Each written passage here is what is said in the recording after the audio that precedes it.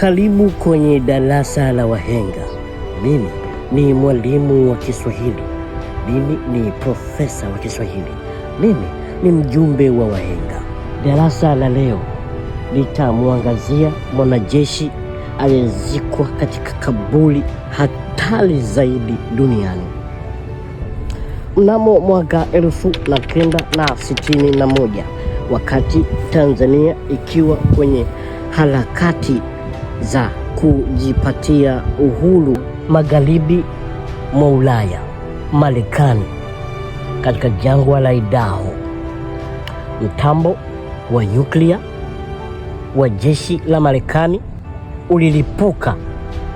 Tukio hili la kutisha liliondoa roho za watu watatu, miili yao ikimezwa na mionzi mikali na hatari kuliko kitu chochote ambacho mwanadamu alishawahi kugusa.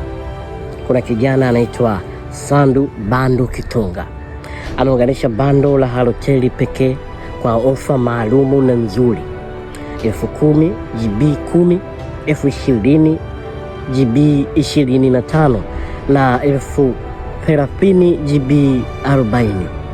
Unaweza kumcheki kwa namba ambazo nitakuwekea hapa chini. Mmoja wao akiwa ni mwanajeshi aliyejulikana kwa jina la Richard Leroy Mackinday. Mimi ni mwalimu wa Kiswahili, profesa wa Kiswahili. Mimi ni mjumbe wa wahenga.